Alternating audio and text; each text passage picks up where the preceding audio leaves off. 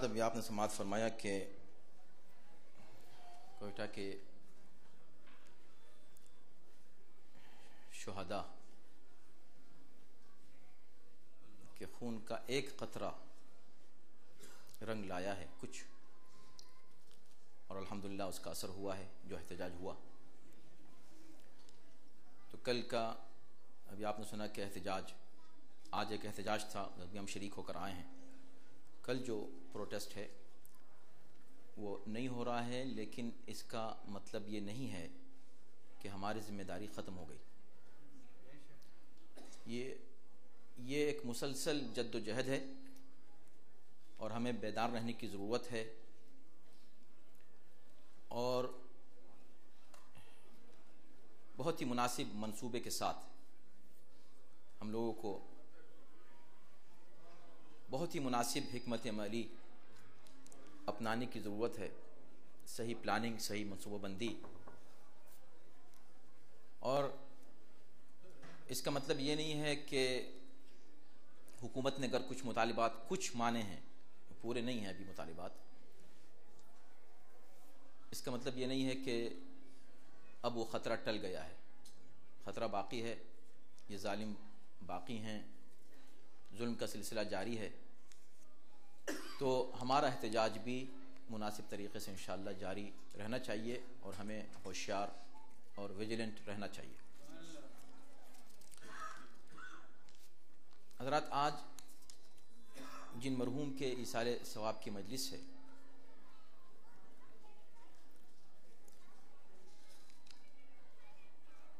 یہ ہمارے بہت ہی عزیز دوستوں میں تھے مرحوم۔ طالب علم کا زمانہ تھا، ویلور ان کا وطن تھا، ساؤتھ انڈیا میں، مدراس کے پاس ہے ویلور۔ وہاں ہمارا جانا ہوا، ان کے ساتھ کچھ عرصہ وقت گزرا۔ مذہب کے لیے مرحوم اپنی زندگی وقف کیے ہوئے تھے۔ وہاں بچوں کو پڑھاتے بھی تھے، قرآن، دینیات اور دیگر خدمات بھی انجام دیتے تھے، اور مسجد اور امام بارگاہ کی خدمت کرتے تھے۔ اور ان کا تعلق ایک ایسے خاندان سے ہے ساؤتھ انڈیا کے، جو بہت ہی معروف وہاں کا خاندان ہے، اور ان کا گھر وہاں پر ابھی بھی بڑا گھر کہلاتا ہے۔ ان کے والد اور ان کے والد اور ان کے والد، یہ وہ سادات کرام ہیں جنہوں نے ساؤتھ میں بڑی خدمات انجام دی ہیں، اور ابھی بھی اس خاندان کے لوگ جہاں جہاں ہیں الحمدللہ دینی خدمات انجام دے رہے ہیں۔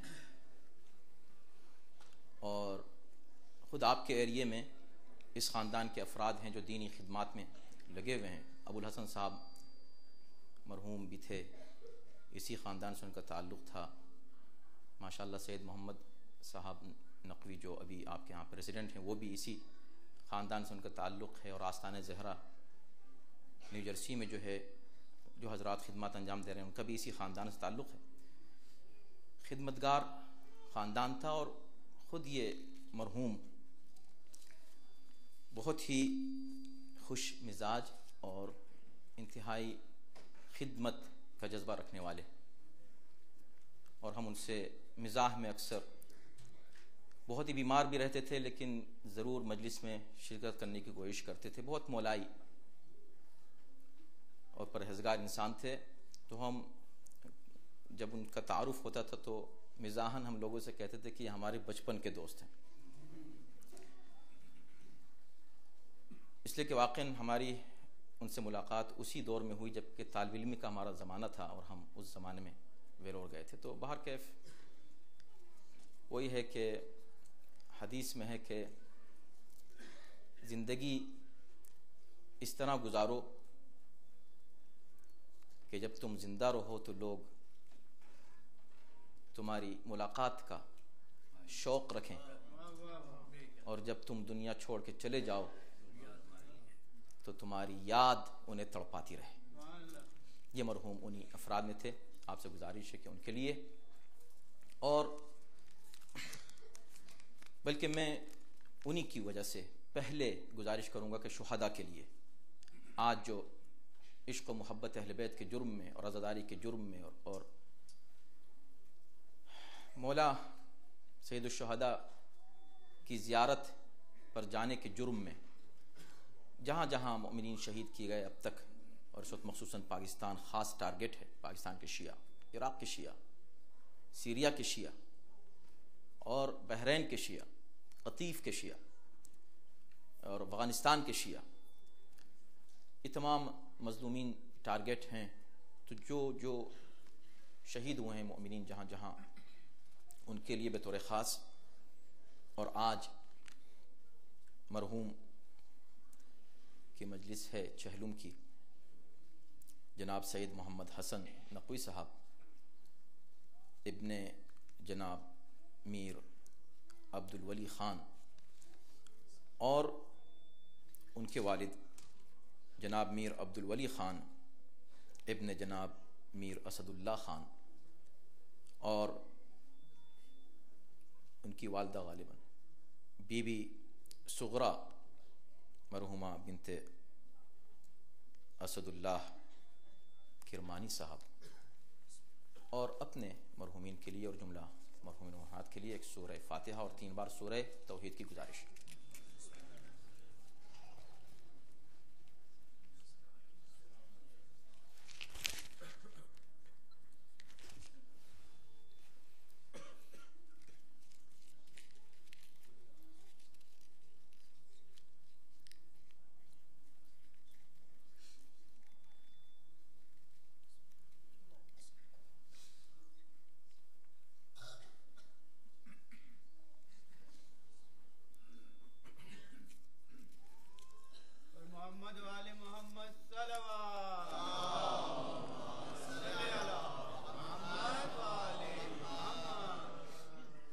حضرات، عجیب اتفاق ہے کہ مرحوم کی اہلیہ بہت سخت بیمار ہیں، بہت سیریس کنڈیشن میں ہیں، اور اسی وجہ سے ظاہر ہے کہ وہ شریک تو نہیں ہو سکیں، ان کے فرزند بھی ان کی وجہ سے، ان کے بیٹے شریک نہیں ہو سکے۔ ماشاءاللہ اور بیٹے موجود ہیں، لیکن ظاہر سی بات ہے کہ تمام فرزند یہاں صرف اس وجہ سے نہیں ہے کہ ایک فرزند ان کی عادت میں مصروف ہیں رچمنڈ میں، وہ ہاسپٹل میں ہیں۔ آپ سے گزارش ہے کہ ان کے لیے، اور پھر میں یہ کہوں گا کہ ان سے پہلے ان زخمیوں کے لیے جو محبت اہل بیت کے، ان کا جرم صرف عشق و محبت اہل بیت ہے، کچھ نہیں، اس میں جو ان حملوں میں ابھی تک زخمی ہوئے ہیں اور وہ لوگ بھی ہاسپٹلس میں ہیں، اور بہت سے مومنین کی، ان مظلوموں کی حالت نازک ہے، ان کے لیے، اور مرحوم کی اہلیہ جو ابھی ہاسپٹل میں ہیں، ان کا نام ہے فرخ نقوی صاحبہ، ان کے لیے آپ سے گزارش ہے کہ 5 مرتبہ، اور جو بھی آپ کی نظر میں کوئی مومن بیمار ہے، 5 مرتبہ ام یجیب پڑھ کر دعا فرمائے کہ اللہ ان حضرات کو صحت و شفا عنایت فرمائے، اور جو مومنین پریشان ہیں اللہ ان کی پریشانی کو بحق معصومین دور فرمائے۔ بسم اللہ الرحمن الرحیم، امن یجیب المضطر اذا دعاہ ویکشف السوء، امن یجیب المضطر اذا دعاہ ویکشف السوء، امن یجیب المضطر اذا دعاہ ویکشف السوء، امن یجیب المضطر اذا دعاہ ویکشف السوء، امن یجیب المضطر اذا دعاہ ویکشف السوء۔ صلوات۔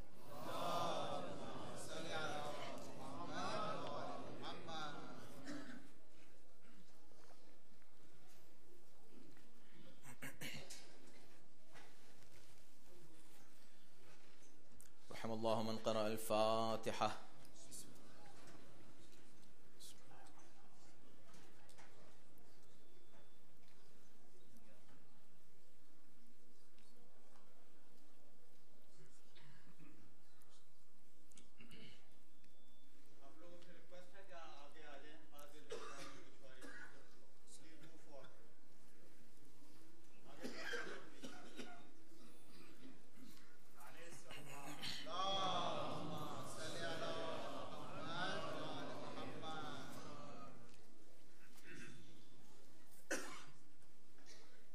أعوذ بالله السميع العليم من الشيطان اللعين الرجيم. بسم الله الرحمن الرحيم. الحمد لله رب العالمين، والصلاة والسلام على أشرف الأنبياء والمرسلين، خاتم النبيين، رحمة للعالمين، سيدنا ونبينا وشفيع ذنوبنا وطبيب نفوسنا ومطهر قلوبنا مولانا أبي القاسم محمد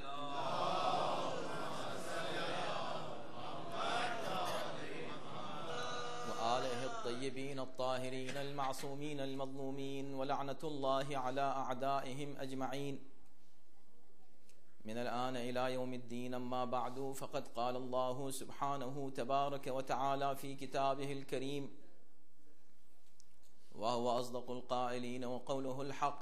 بسم الله الرحمن الرحيم. ولقد صرفنا في هذا القرآن للناس من كل مثل وكان الإنسان أكثر شيء جدلا. صلوات.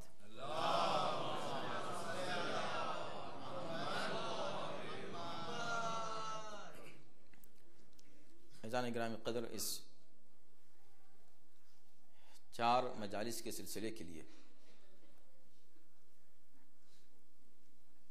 ایک بہت ہی وسیع عنوان کا انتخاب کیا تھا اور کوشش کی کہ اختصار کے ساتھ آپ کی خدمت میں اصل مفہوم پیش کر دیا جائے. پھر ماشاءاللہ مجالس کی برکت سے ہمارے سامعین میں یہ صلاحیت ہے کہ کسی ایک مضمون کو سن کر ایز اے ہیڈ لائن سن کر خود اس میں وہ پہلو تلاش کر لیتے ہیں غور و فکر کے. ہمارا عنوان تھا کہ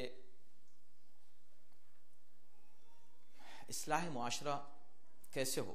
ہر شخص کے دل میں درد ہے کہ معاشرہ نیک ہو، صاف ستھرا ہو، برائیاں نہ ہوں. ابھی دیکھیں آپ قتل و غارت کے سلسلے میں ہم لوگ گفتگو کر رہے تھے.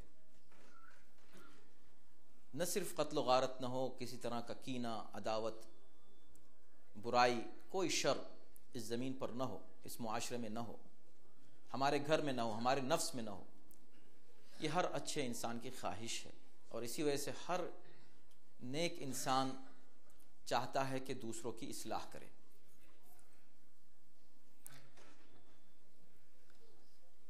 ہماری گفتگو اس اہم محور پر تھی کہ اصلاح کا وہ کون سا طریقہ اختیار کیا جائے، اس لیے کہ ہر شخص کی نظر میں کوئی ایک شے ایسی ضروری ہے جو سمجھتا ہے کہ اگر یہ ہو جائے تو اصلاح ہو گئی. اگر آپ کے ذہن میں پہلی مجلس ہے تو میں آپ کی خدمت میں عرض کرتا ہوں یاد دہانی کے لیے کہ جتنے لوگ یہاں بیٹھے ہیں، آپ کسی سے پوچھیں کہ آپ کے خیال میں قوم میں کیا مسائل ہیں، کس مسئلے میں اصلاح کی ضرورت ہے، کہاں معاملہ خراب ہے اور کہاں ٹھیک ہونا چاہیے، تو آپ کو ہر شخص کوئی ایک مسئلہ بتائے گا اور کہے گا یہ وہ ایشو ہے کہ اس کو ٹھیک ہونا چاہیے. کیسے ہونا چاہیے؟ ایسے ہونا چاہیے، اور جیسے ہونا چاہیے بس ایسے ہی ہونا چاہیے، اور لہٰذا آپ سب کو میری بات ماننی چاہیے. اور پھر ان کی شکایت یہ ہے کہ یہ ساری خرابی اس لیے ہے کہ یہ ایک خرابی موجود ہے اور میں اس کو ٹھیک کرنا چاہ رہا تھا اور میری بات نہیں سنی گئی، لہٰذا یہ خرابیاں. پوری قوم بس صرف شکایتیں ہی شکایتیں. تو جہاں چند افراد بیٹھتے ہیں، قوم کے حالات پر تبصرہ، گھریلو مسائل پر تبصرہ، تربیت اولاد ایک اہم ایشو ہے یہاں پر. جب آپ کبھی بیٹھتے ہیں تو اس پر کبھی ہم اس ملک میں بچوں کی تربیت کیسے کریں، یہ سب ہاٹ ایشوز ہیں اور بلا شبہ ان پر بات کرنی چاہیے. مگر بھائی اصلاح کہتے ہیں دوا دینے کو. مرض کی آپ نے تشخیص بھی کی ہے، کس مرض کی آپ دوا دینا چاہتے ہیں؟ یہ ہماری گفتگو تھی. اب ظاہر ہے کہ آج آخری مجلس سے، اس آخری مجلس میں آپ کی خدمت میں کیا عرض کروں. تو ہمارا جو عنوان تھا اسی عنوان میں اس کا جواب ہے کہ اصلاح معاشرہ کیسے ہو. اتفاق سے وہ عنوان دو الگ الگ ہیں لیکن ان کو جوڑ دیا جائے تو ایک دوسرے سے مربوط ہے. کسی بھی پیمانے پر آپ اصلاح معاشرہ کی بات کریں, گھر سے سٹارٹ کرنا چاہتے ہیں اپنے گھر کے تعلق سے, یا بڑے پیمانے پر آپ گلوبل سوسائٹی کی بات کریں, سب کا ایک حل ہے. کیا ہے وہ؟ عنوان سے ہمارے ظاہر ہے. ہمارا عنوان ان 4 مجالس کے لیے کیا تھا؟ عرفان حجت اور اصلاح معاشرہ. تو ہمارا پوائنٹ یہ تھا کہ کسی بھی خرابی کی اصلاح, کسی بھی فساد, اصلاح کے مقابلے پر قرآن نے لفظ فساد استعمال کیا ہے. فساد بگاڑنا, اصلاح سدھارنا. اصلاح ممکن ہی نہیں ہے جب تک عرفان حجت نہ ہو. اور اصلاح یعنی ان تمام بیماریوں کا جس کا آپ ذکر کریں الگ الگ, ان سب کی دوا ایک ہے اور وہ ہے معرفت حجت الہی. نعرہ صلوات.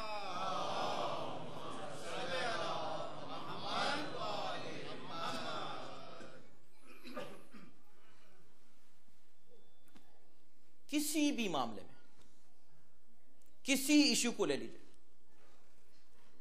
تو میں نے عرض کیا تھا کہ کربلا سے لے کر بلکہ مدینے سے لے کر واپس مدینے تک جتنے خطبے ہیں وہ سب اصلاحی خطبے ہیں. امام حسین نے اصلاحی خطبے دیے ہیں. کیوں؟ اس لیے کہ انہوں نے فرمایا کہ انما خرجت لطلب الاصلاح فی امت جدی, میں نکلا ہوں اپنے امت کی, اپنے جد کی امت کی اصلاح کے لیے. تو کربلا کس لیے ہوئی تھی؟ اصلاح کے لیے. اب ہماری نظر میں یہاں کہ مولانا آپ ذرا اصلاحی مجلس پڑھیے, تو ہر شخص اصلاحی مجلس کیا سمجھتا ہے؟ جو اس کی نظر میں معاشرے میں کوئی برائی ہے. مولانا نے اس موضوع پہ پڑھا, کیا کہنے ان مولانا کے, بس انہی کو بلانا چاہیے. اب کسی کے ذہن میں یہ ہے کہ بھئی حقوق والدین پہ پڑھنا چاہیے, اور مولانا نے اس پر پڑھا, کیا کہنے. یہ ہے, اس کو کہتے ہیں مجلس. کیوں؟ اس لیے کہ وہ اس ایکسپیرینس سے گزر رہے ہیں. عورتوں کے حقوق پر پڑھ دیا تو خواتین خوش, مردوں کے حقوق پر پڑھ دیا مرد خوش. تو ہر شخص کی نظر میں ایک موضوع ہے, ایک مضمون ہے جس سے وہ خود ایکسپیرینس سے گزر رہا ہے, اس پر پڑھا تو یہ مجلس اصلاحی ہے. اور نہیں پڑھا, اگر فضائل پڑھے تو کہا یہ فضائل پڑھ کے چلے گئے, اصلاح تو کی نہیں. فضائل کی بات کر رہے ہیں, فضائل پڑھ رہے ہیں, اصلاح تو ہے نہیں اس میں. اصلاحی مجلس تو تھی نہیں, صرف فضائل تھے اہل بیت کے. امام حسین فرما رہے ہیں کہ میں نکلا ہوں اصلاح کے لیے. اب اصلاحی تحریک اور مشن حسین سے بڑھ کر کوئی کر سکتا ہے, پیش کر سکتا ہے؟ اب ہم اگر کسی بھی تقریر کو, اسپیچ کو, سیمینار کو, گیدرنگ کو اصلاحی کہیں, یعنی ریفارم کرنے والی شخصیت ہے, ریفارمر ہیں یہ, تو یہ ہم اگر کہہ رہے ہیں تو کس بیس پر؟ سب سے بڑے مصلح کائنات کے, جنہوں نے سب سے بڑی قربانی دی کائنات میں, امام حسین ہیں کہ نہیں؟ آف کورس پیغمبر اسلام کے بعد اور حضرت علی کے بعد اور امام حسن کے بعد کی بات ہے. اب یہ جو مصلح حقیقی ہیں وہ یہ کہہ رہے ہیں کہ میں اصلاح کے لیے نکلا ہوں, تو ہم یہ دیکھیں کہ بھئی ہوتی کیسے ہے اصلاح. ان کے جو خطبے ہیں, ان خطبوں میں کیا انہوں نے کہا تاکہ ہم بھی یہاں وہی کہیں, تاکہ اصلاح ہو. اس لیے کہ ان کے زمانے میں معاشرہ جتنا خراب تھا آج اتنا خراب نہیں ہے. یہ کوئی دعویٰ نہیں ہے. اب میرے پاس اتنا وقت کہاں ہے کہ میں ہر چیز کی دلیل آپ کے سامنے دیتا رہوں. بھئی آج کے دور میں کتنا ہی خراب معاشرہ صحیح, کتنا ہی برا صحیح, آپ کچھ بھی برائیاں پیش کریں, لیکن اس برے معاشرے میں آ کر کسی کی مجال ہے؟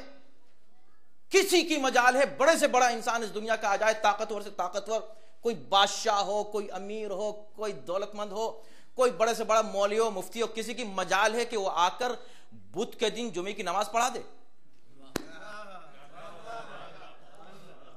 نہیں پڑھا سکتا آج. تو آپ سوچیں کہ جس معاشرے میں ایسی نماز پڑھا دی گئی، پڑھی نہیں گئی، پڑھائی گئی. پڑھنے کا مطلب کیا ہے؟ یعنی لوگوں نے پیچھے پڑھی. اما اگر تم نماز کا مفہوم نہیں سمجھتے تو بدھ کا مفہوم تو سمجھتے ہو نا. صلاۃ جمعہ، اگر تم کو صلاۃ کی معرفت نہیں، جمعے کی بھی نہیں ہے، اتنا بھی کیلکولیٹ نہیں کر سکتے کہ آج جمعہ ہے یا آج بدھ کا دن ہے.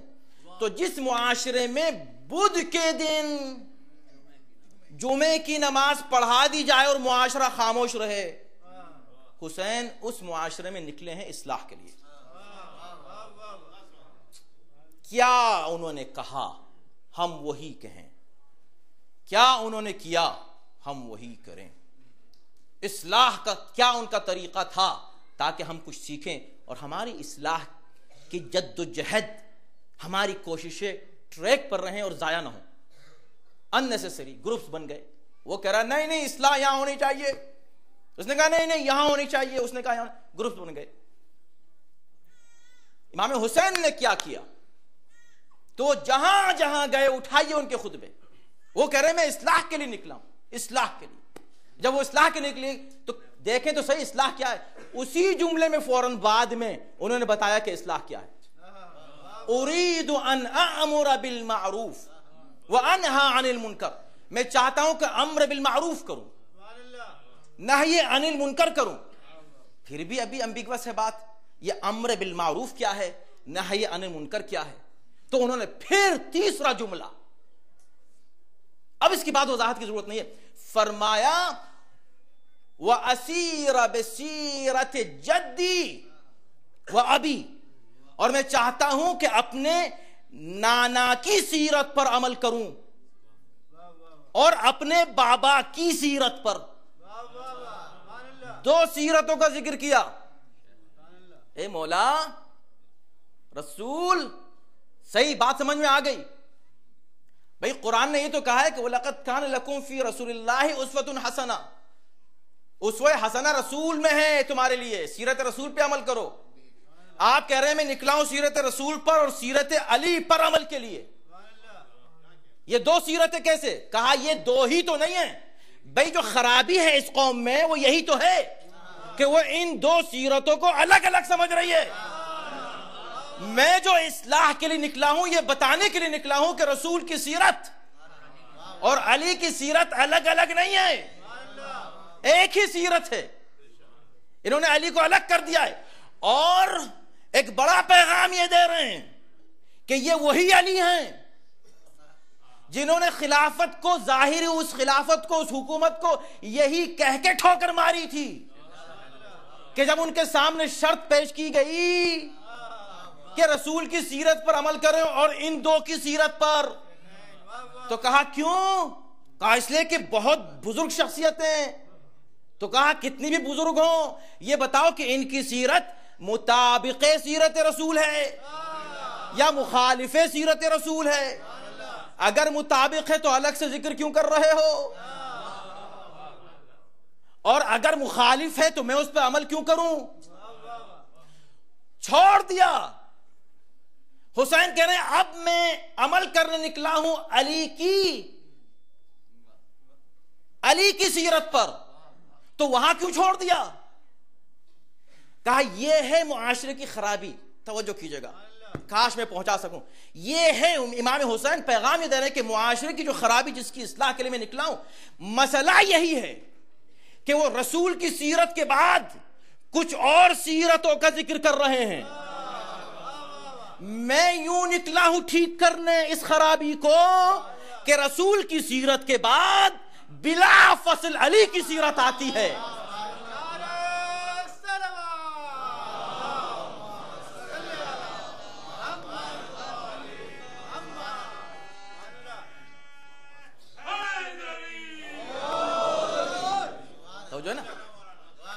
براہ راست یہ سیرت آتی، یعنی علی کو بھئی معاشرے میں کیا خرابی تھی میرے بھائی، آؤ پڑھو سیرت حسین، ان کی نظر میں کیا خرابی تھی؟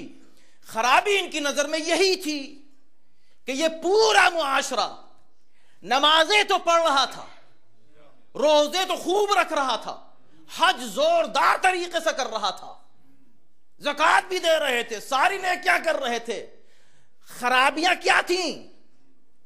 کہ خرابیاں نہیں، خرابی تھی۔ کہ وہ کیا؟ کہ سب سے بڑی خرابی جو ان دیگر خرابیوں کی بنیاد تھی یہ تھی علی کو نہیں پہچان رہے تھے، علی کو نہیں پہچان۔ میں علی کو پہچانوانے کے لیے نکلا ہوں۔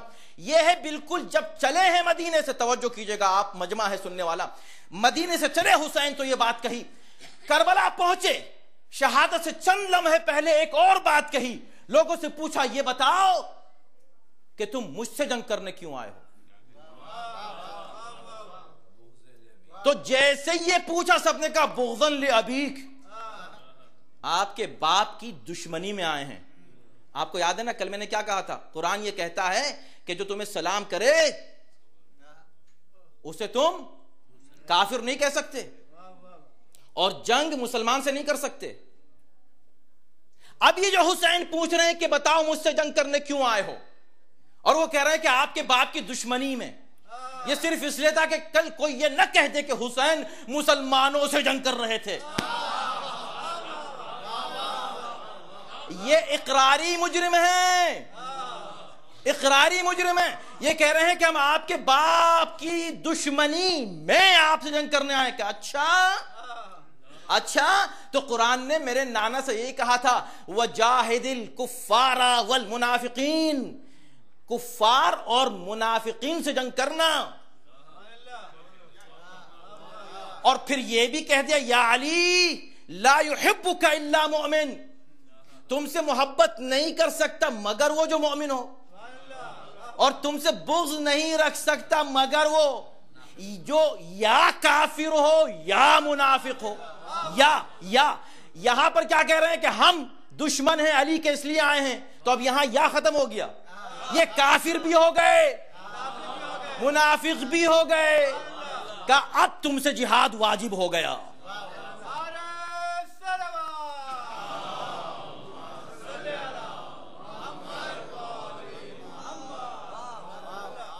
دیکھیں اصول اصلاح، کاش میں آج کی مجلس میں پورے مفہوم کو کسی طرح پہنچا دوں آپ تک، تاکہ یہ سب ہمارے کام آئے گا۔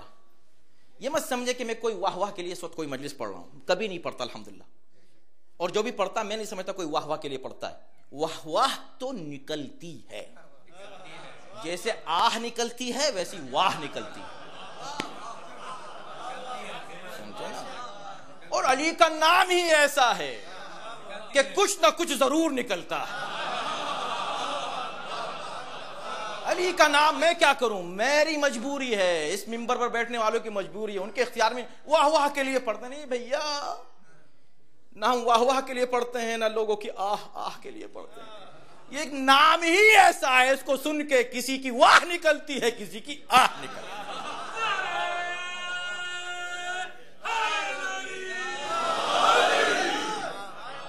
اور سنیں یہ جو باتیں میں کہہ رہا ہوں بالکل اگر کیلکولیشنز پر نہ آئیں، لوجیکل اگر نہ ہو، ریشنل نہ ہو، ریجیکٹ کریں اور آ کے مجھ سے کہیں، مجھے میں برا نہیں مانوں گا، مجھے خوشی ہوگی۔ دیکھیں کتنی دلیلیں دی جا سکتی ہیں۔ میں نے آپ سے کہا کہ میں نے ایک عشرے کا مضمون ہے، یہ ایک عشرے کا، جس کو میں 4 مجلسوں میں کیسے سمیٹوں آپ کے سامنے۔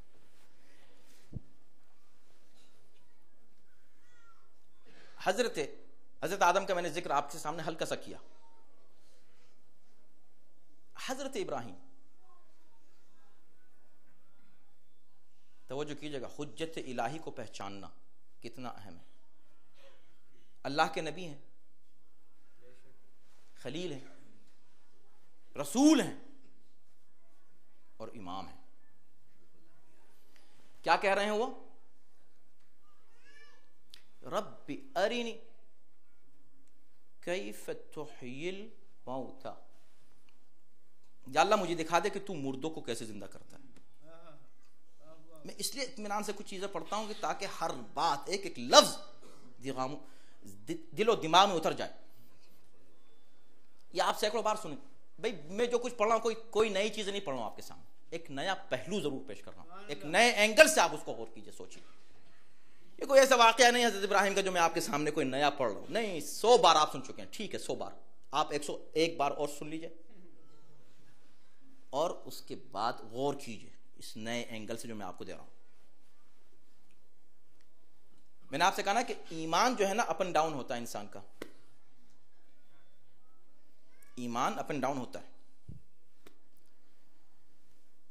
نبی کا ایمان کبھی اپ اینڈ ڈاؤن نہیں ہوتا, ورنہ وہ نبی نہ بنے.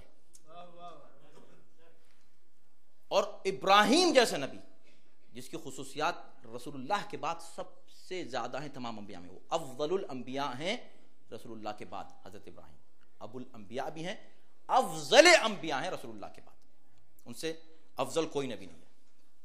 ایسے نبی یہ کہے یا اللہ تو دکھا تاکہ میں اپنی آنکھوں سے دیکھوں, اور اللہ کا کیا تم کو ایمان نہیں ہے؟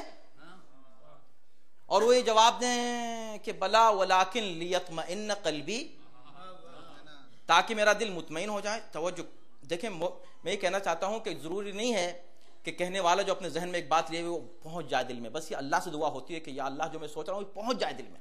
سنیے, اور یہ گرہ میں باندھ لے اور ہمیشہ زندگی میں کام آئے گا, آپ کی اولاد کو, سب کے, جو بات میں کہنے جا رہا ہوں سنیے. تو کیا حضرت ابراہیم واقعی نعوذ باللہ ان کو کچھ اطمینان قلب نہیں تھا؟ چلیں انہوں نے جواب دیا ولیکن لیطمئن, تاکہ میرا دل مطمئن ہو جائے. اطمینان نہیں تھا؟ نہیں, ایسا نہیں ہو سکتا. حضرت ابراہیم کے اور بھی سٹیٹمنٹس ہیں قرآن میں, اگر آپ ان کو لٹرلی لے لینا, لٹرلی لے لیں جیسے کچھ لوگ لیتے ہیں, تو ایمان سے خارج ہو جائیں گے اگر اسلام سے نہ ہو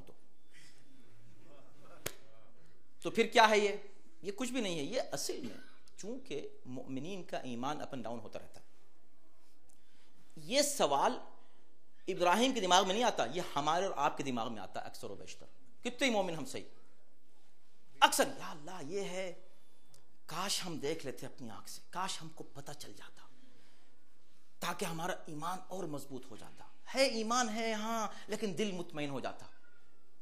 یہ ابراہیم کی بات نہیں ہے.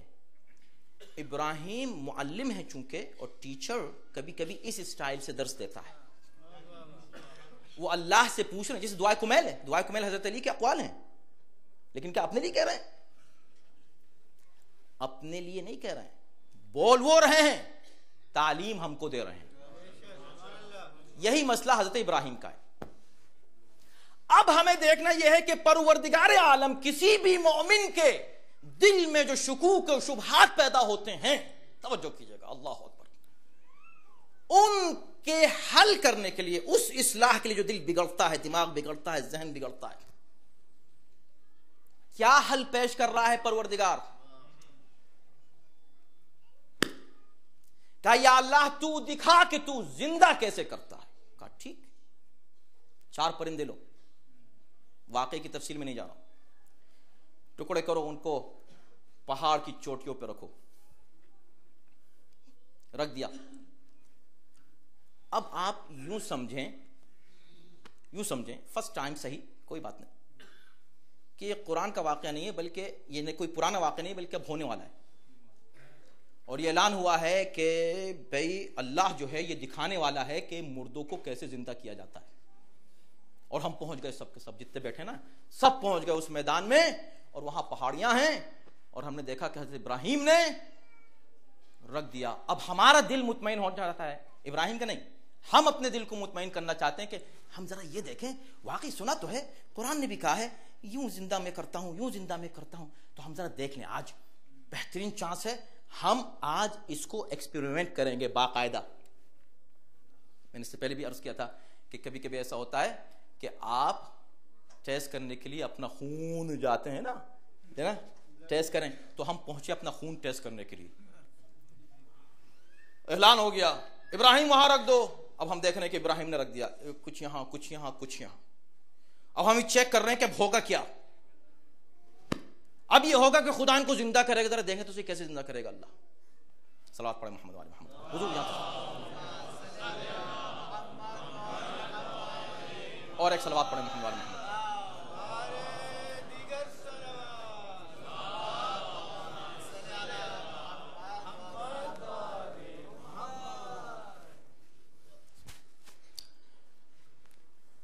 دیکھیں کیا ہونے والا ہے. ہر شخص کھڑا ہوا ہے مینار سے. اللہ مردوں کو زندہ کرنے والا ہے. ایک مرتبہ آرڈر آیا، ابراہیم ان چاروں پرندوں کی چونچ اپنے ہاتھ میں رکھو ایسے. اور ہم نے دیکھا، اب دیکھو اب کیا ہوگا. چونچ رکھ لی، کیا ہونے والا ہے. اچانک اعلان ہوا، ابراہیم ثم ادعوہن، اب ان کو پکارو، اب ان کو پکارو. یاتینک سعیا، یہ سب دوڑے ہوئے چلے آئیں گے. اب ہم نے دیکھا کہ ابراہیم نے پکارا، ایک ایک پرندے کا نام لے کر پکارا. وہ پرندہ آتا رہا اور اس کے بکھرے ہوئے اجزاء جڑتے گئے اور چونچ سے جڑے وہ زندہ ہو گیا. ہم آئے کیوں تھے؟ یہ دیکھنے کے لیے یا اللہ تو کیسے زندہ کرتا ہے. ہم آئے تھے دیکھنے تو کیسے زندہ کر رہا ہے، اور تو کہہ رہا ہے ابراہیم تم بلاؤ. بھائی توجہ تو کیجئے، ابراہیم تم بلاؤ. ابراہیم سے کیا مطلب؟ یا اللہ تو بلا، تو زندہ کر. کہا اب جو تم سب دیکھنے آئے ہو نا، میں تم کو دکھا یہ رہا ہوں کہ میں زندہ کیسے کرتا ہوں. میری زندگی دینے کا طریقہ یہ ہے، زندگی میں دیتا ہوں، ذریعہ امام ہوتا ہے.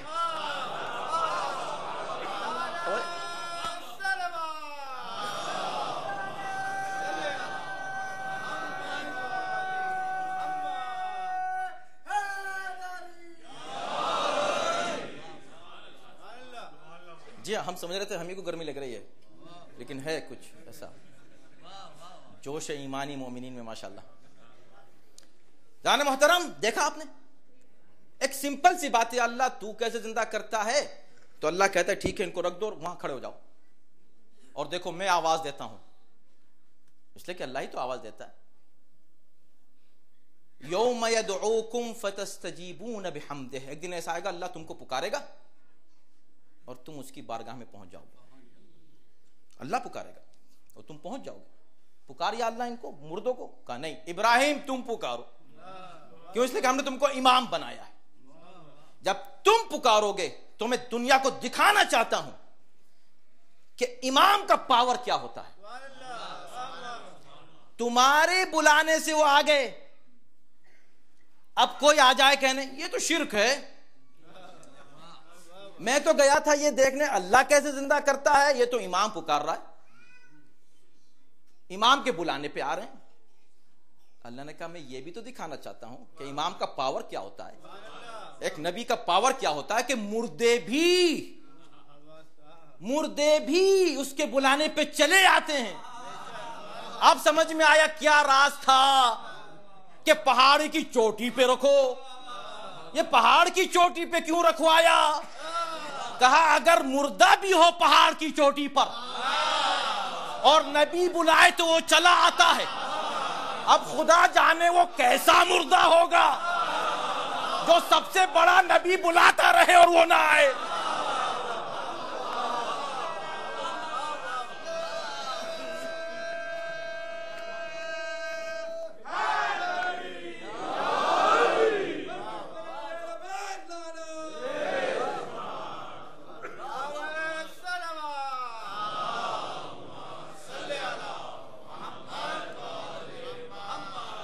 تو سوال ہوا توحید کے تعلق سے، قدرت الہی کے تعلق سے. سوال تھا قدرت الہی کے تعلق سے. اللہ نے پاور دکھایا کس کا؟ یہ ہے اصلاح. یہ ہے اصلاح. یعنی اگر تم امام کو پہچان لو اور یہ دیکھ لو کہ یہ ایک امام میرا نمائندہ پکارتا ہے مردوں کو اور مردے چلے آتے ہیں، تو جس نے اس کو امام بنایا ہے اس کا پاور کیا ہو. توحید اس طرح ان کے ذریعے سے سمجھ میں آئے گی. وقت نہیں ہے، میں آپ کو کہاں سے جمعے کے خطبے میں ہلکا سے اشارہ کیا تھا میں نے وہ آپ کے سامنے عرض کر دوں. پیغمبر اسلام، ابھی میں کہہ رہا تھا امام حسین مصلح، عظیم مصلح نا. ہو سکتا ہے کوئی صاحب آئیں کہیں آپ کیسی بات کر رہے ہیں، رسول اللہ سب سے بڑے مصلح ہیں. اس میں کوئی شک ہے؟ کوئی اس پہ بحث کرے گا؟ جو امام حسین کہہ رہے ہیں کہ میں اسی رسول اللہ کے مشن کو آگے بڑھانے جا رہا ہوں، تو اس پہ کون بحث کرے گا؟ بہت اچھی بات ہے، سبحان اللہ. مگر آپ کہہ اس لیے رہے ہیں کہ یعنی آپ کا مطلب یہ ہے کہ امام حسین نے جب اصلاح کے لیے قدم بڑھایا تو اپنا تعارف کراتے ہوئے نکلے ہر جگہ. امام حسین کے بعد بھی جب کبھی اصلاح کی بات آئی تو خطبوں میں اپنا تعارف کرایا ہے اماموں نے. کتنا بڑا موقع ملا تھا، 12,000 محدث قلم اور کاغذ لے کر آ گئے تھے. بہترین موقع تھا، بگڑا ہوا معاشرہ تھا، کوئی میسج دیتے، میسج دیجئے. تو کیا میسج دیا؟ کہ لا الہ الا اللہ میرا قلعہ ہے، جو اس قلعے میں داخل ہو جائے عذاب سے محفوظ ہے. سب نے خوشی خوشی لکھ لیا کہ ہم بھی تو لا الہ الا اللہ کہتے ہیں. تو فوراً ناقد کو روک کے کہا لکھ لیا؟ کہ لکھ لیا، اس کو کون نہیں لکھے گا؟ لکھ لیا. تو فرمایا ولیکن بشروطہا وانا من شروطہا، بھئی اس لا الہ الا اللہ کی شرطیں بھی ہیں اور میں ان شرطوں میں سے ایک ہوں. اب بتاؤ اتنے اس موقع پر جب کسی کو چانس ملے، اگر آپ کو چانس ملے سی این این پر، ابھی ہمارا جب انٹرویو ہوا تو لوگوں نے کہا کہ بھئی آپ بس 30 سیکنڈ میں کچھ بات کہیے، چھوٹا سا کلپ، ابھی جو پروٹیسٹ تھا ایمبیسی کے سامنے، تو کہا کہ آپ 30 سیکنڈ کا کچھ کہیے. ہم نے کہا 30 سیکنڈ میں کیا کہیں گے؟ کہ چلیں لیس دین 1 منٹ. اب سوچیں لیس دین 1 منٹ مجھ کو ملا ہے میڈیا میں کیا کہوں گا؟ کوئی ایسی بات کہوں گا کہ جو میں 1 گھنٹے میں کہتا اس کو نچوڑ کے میں 1 منٹ میں کہوں گا نا. یہی اصول ہے نا. تو امام رضا کو موقع ملا اصلاح کرنے کا، تبلیغ کرنے کا. وہ کیا کہہ رہے ہیں وہاں؟ مجھے پہچانو میں کون ہوں. بھائی یہ مصلحین کو سوچنا ہے ان کا ٹریک کدھر جا رہا ہے. یہ اصلاحی تقریروں کا اثر کیوں نہیں ہوتا؟ اس لیے کوئی تقریریں اصلاحی نہیں ہوتی ہیں. بھئی علی کو مائنس کر کے کون سی اصلاح ہے؟ علی کو مائنس کر کے کوئی اصلاح ہوتی ہے؟ ابے تم کون ہو؟ تم نے کہا نا رسول سب سے بڑے مصلح ہیں. ہمارے سب سے بڑے مصلح سے اللہ نے کہہ دیا اگر یہ نہیں پہنچایا تو کچھ نہیں پہنچایا. اللہ نے ان سے کہا وہ رسالت ہی نہیں پہنچی اگر یہ نہیں پہنچایا. یہ ہے اصلاح.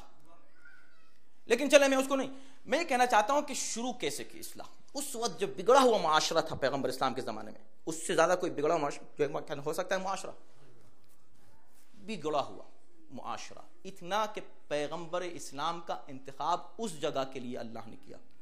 یہ خود اس بات کی دلیل ہے کہ وہ معاشرہ اتنا بگڑا ہوا تھا، اتنا اندھیرا تھا وہاں کہ سب سے بڑی روشنی کائنات کی اللہ نے وہاں بھیجی.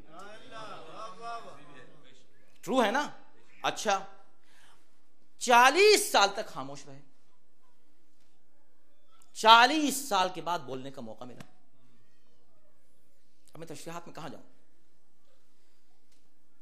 40 سال پیغمبر کے اصلاحی مشن کا حصہ ہیں، الگ نہیں ہے. یہ میسج ہے ہم سب کے لیے بھی.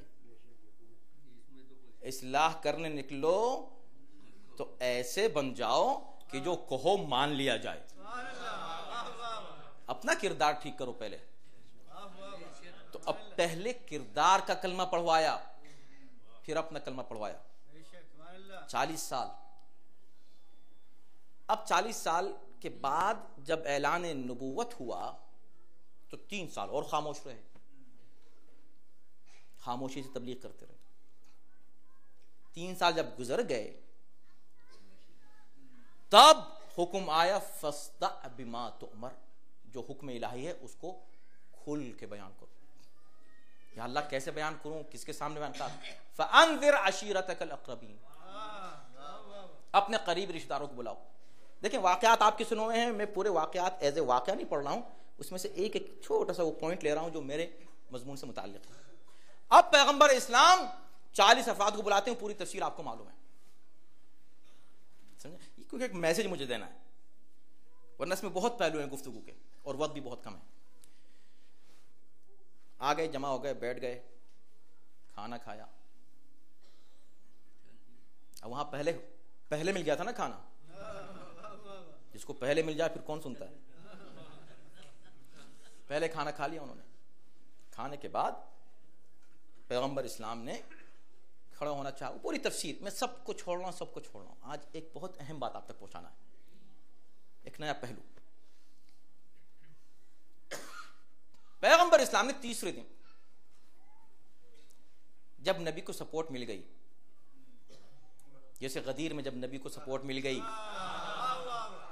غدیر میں بھی تو خاموش رہے نا, جب سپورٹ مل گئی کہ واللہ یعصمک من الناس, لوگوں سے اللہ بچائے گا, تو جب بچانے والا مل گیا, اس نے وعدہ کر لیا کہ میں بچاؤں گا, پہنچا دی بات. یہاں بھی جب ابو لہب کو پکڑ کے بٹھانے والا مل گیا تو کھڑے ہو گئے. کہا سنو,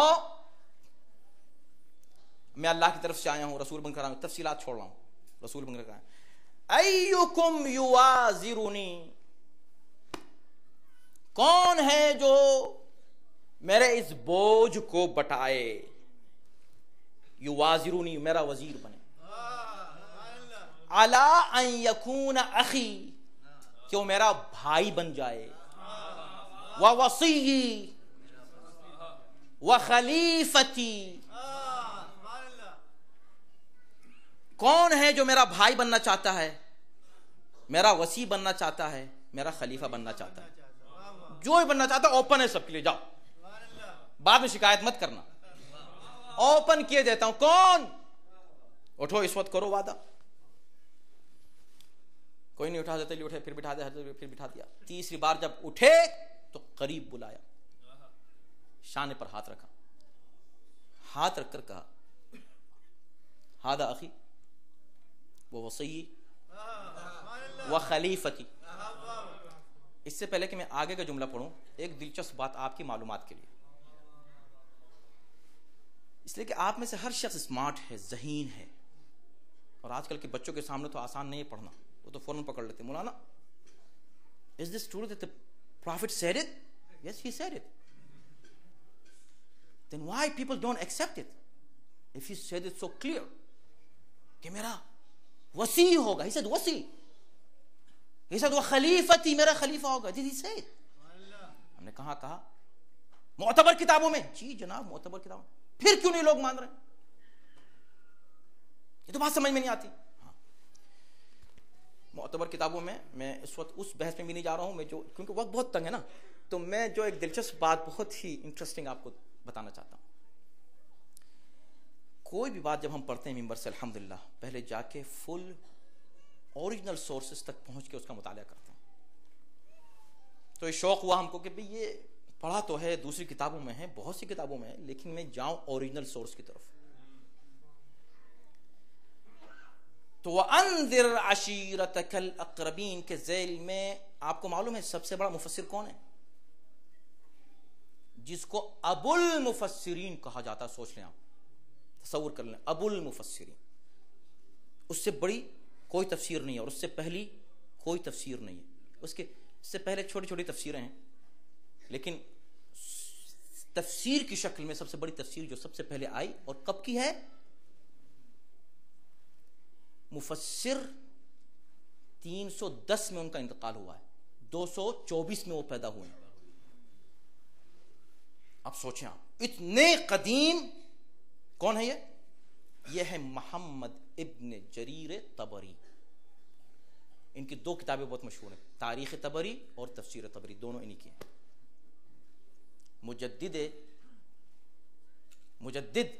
مانے جاتے ہیں دوسری صدی کے. تو دوسری صدی ہجری کیا اواخر یا تیسری صدی کے اوائل میں 1100 سال سے بھی زیادہ پہلے کے مفسر ہیں. بس اتنا کہہ دینا کافی ہے. میں نے سوچا کہ بھئی ان کی تفسیر میں یہ ہے کہ نہیں. وَأَنذِرْ عَشِيرَتَكَ الْأَقْرَبِينَ, یہ کیا لکھ رہے ہیں؟ Let me see. Can you imagine? مل گئی مجھ کو یہ روایت بالکل ایگزیکٹلی, اور کس سے ہے؟ حضرت علی سے. بات کے جو کیا میں کہوں, لکھتے ہیں کہ بھئی یہ تو حضرت علی سے ہے. حضرت علی اپنی خود تعریف کر رہے ہیں، بھائی اور کس سے ہوگی، وہاں اور تھا کون؟ تھا کون؟ یہ شروع کی باتیں ہیں بھائی. تو حضرت علی سے محمد ابن جریر طبری اتنے بڑے مفسر، میں نے اتنی بڑی باتیں کہیں اور بھی بول سکتا ہوں وقت کی تنگی کی وجہ سے، لیکن سنیں کیا کہتے ہیں. روایت پیش کرتے ہیں پوری اسناد کے سلسلے کے ساتھ، اور پیش کرنے کے بعد کہتے ہیں کہ اب جب علی 3 بار اٹھے تو رسول نے بلایا، اپنا ہاتھ کاندھے پر رکھا، اور رکھنے کے بعد یہ فرمایا کہ ہذا اخی، اے لوگو سن لو یہ میرا بھائی ہے. اور کیا ہے وہ کیا لکھتے ہیں؟ ہذا اخی وکذا وکذا، اور یہ ہیں اور وہ ہیں. ہم نے کہا یہ کیا، یہ ہیں اور وہ ہیں کیا ہوتا ہے؟ اب سمجھ میں آیا. دیکھیں علی کہتے ہی اس کو ہیں کہ جس کی فضیلت جتنی دبائی جائیں اتنی ابھر کے سامنے آئیں. انہوں نے وہ لفظ ہی گول کر دیا وسیع والا، حالانکہ ان سے پرانے جو محققین ہیں، اب میرے پاس کہاں وقت ہے کہ میں ان کا ذکر کروں، انہوں نے لکھا ہے اس کو.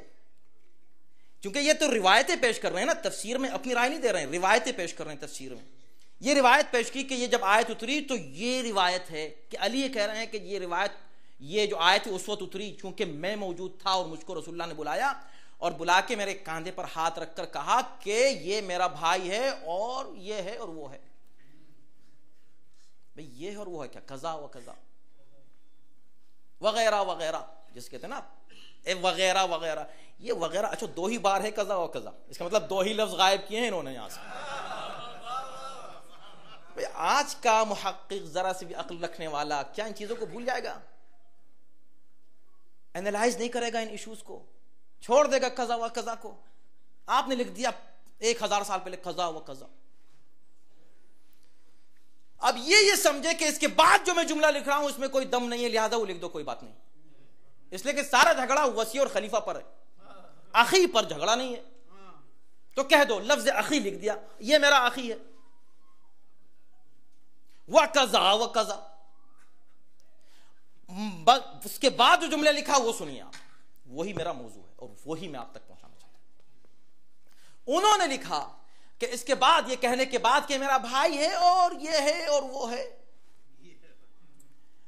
اب جو بھی ہے فَاسْمَعُوا لَهُ وَأَطِيعُوهُ، اب تم سب کے سب اس کی بات سنو اور اس کی اطاعت کرو. یہ بیچارے طبری اگر ان کو معلوم ہوتا کہ 1400 سال کے بعد بیٹھ کے ہم آج میری لینڈ کے ممبر پر کیا کہنے والے ہیں تو وہ اس کو بھی غائب کر دیتے. میں یہ کہتا ہوں طبری صاحب آپ نے اس کا اقرار کیا، لفظ وسیع غائب کیا، لفظ خلیفہ غائب کیا، ہمیں کوئی بحث نہیں. اتنا تو آپ نے لکھا نا کہ رسول نے اس پہلی مجلس میں، اس پہلے جلسے میں کیا کہا؟ اے لوگو اس کی بات سنو، اس کی اطاعت کرو. اب کوئی چھوٹی سی بھی عقل رکھنے والا یہ سوچے گا یا رسول اللہ آپ کس سے کہہ رہے ہیں یہ بات؟ انہوں نے تو ابھی آپ کو بھی نہیں مانا ہے. جس نے آپ کو مانا ہی نہیں. اب میں آ جاؤں آ کر یہ کہوں سنیے میں یہاں کا ٹاپ ٹرسٹی ہوں، ٹھیک ہے، میں یہاں کا ٹاپ، سب یہ پورا ادارہ بس میرا ہے، سمجھے کہ نہیں؟ میں بتا دیا تم کو. اور یہ مولانا آغا مہدی صاحب ہیں، ان کی آپ بات سنیں میری طرف سے، سمجھے نہیں؟ آپ کہیں گے آغا مہدی صاحب بعد میں، پہلے ہم آپ کو تو دیکھیں. یہ آپ کہاں سے آ گئے؟ پیغمبر اسلام کس مجمع میں کہہ رہے ہیں کہ اس کی اطاعت کرو؟ وہ مجمع جس نے ابھی محمد رسول اللہ نہیں کہا. کیا سینس بنتا ہے بظاہر یہ کہنے کا کہ اب اس کو تم ولی مانو، اس کی اطاعت کرو. کیوں کہا اس لیے کہ جتنے بھی احکام شریعت ہیں گریجول آئے. شراب آہستہ آہستہ 4 آیتوں میں حرام قرار دی گئی، آخر میں سود چند آیتوں کے بعد حرام قرار دی گئی، نماز بعد میں واجب، جہاد بالکل بعد میں واجب ہوا، حج بعد میں واجب ہوا. یہ ساری چیزیں آہستہ آہستہ آ رہی ہیں، رفتہ رفتہ گریجول. مگر عقیدے کا مسئلہ، حجت الہی کے پہچاننے کا مسئلہ گریجول نہیں ہوگا. جس وقت کہو گے لا الہ الا اللہ اسی وقت کہنا پڑے گا محمد رسول اللہ. جس وقت کہو گے محمد رسول اللہ اسی لمحے کہنا پڑے گا علی.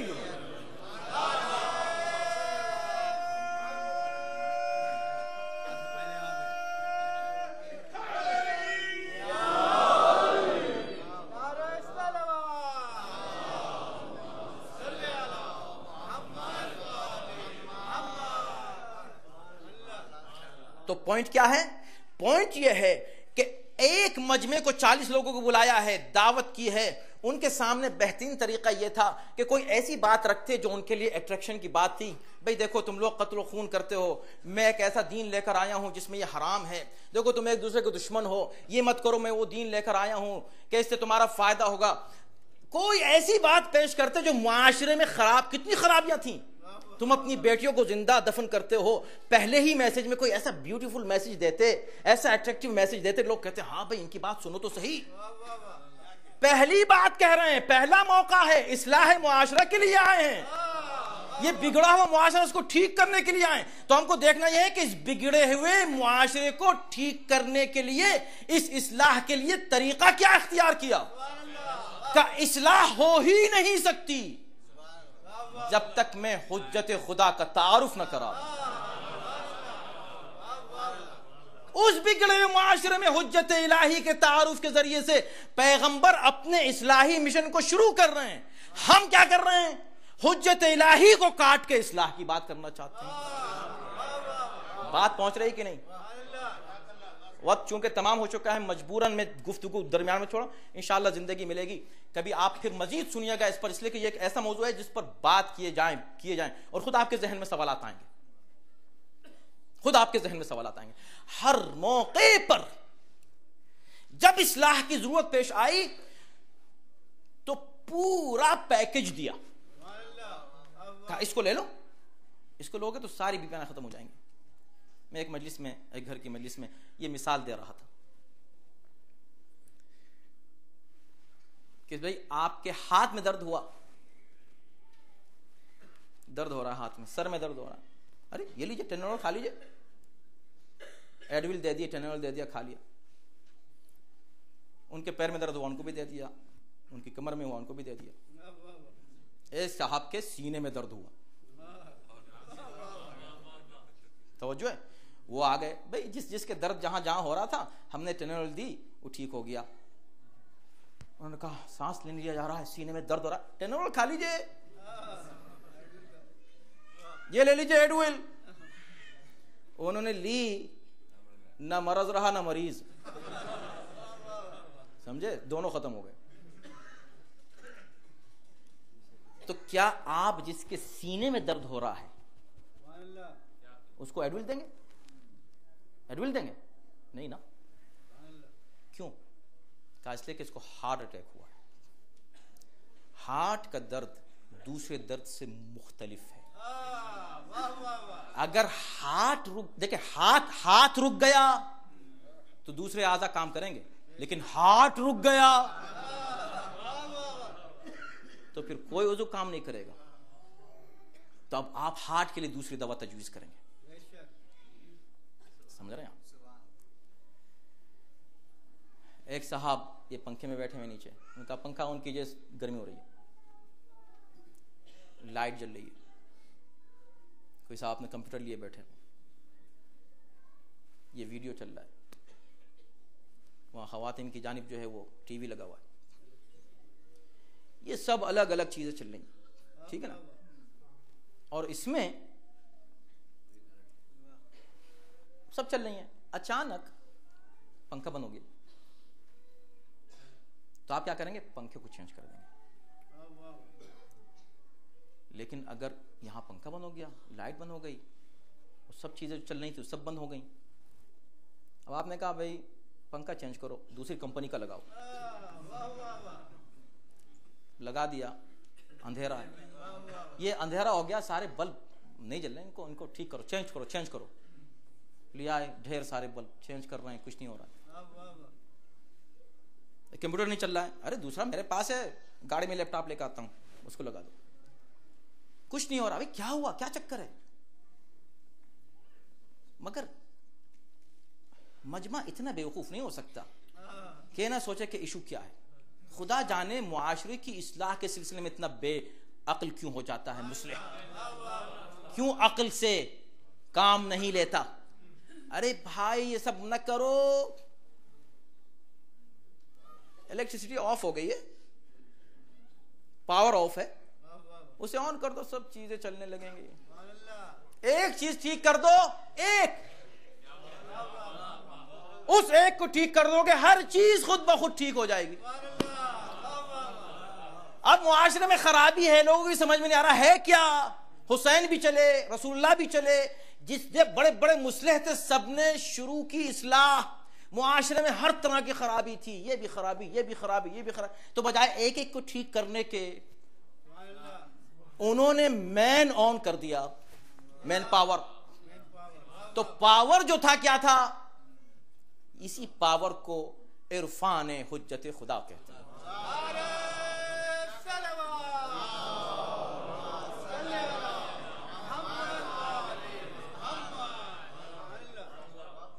وہ مثال بھی دے دوں اس لیے کہ وہ بھی بہت اہم ہے, سن لیجئے.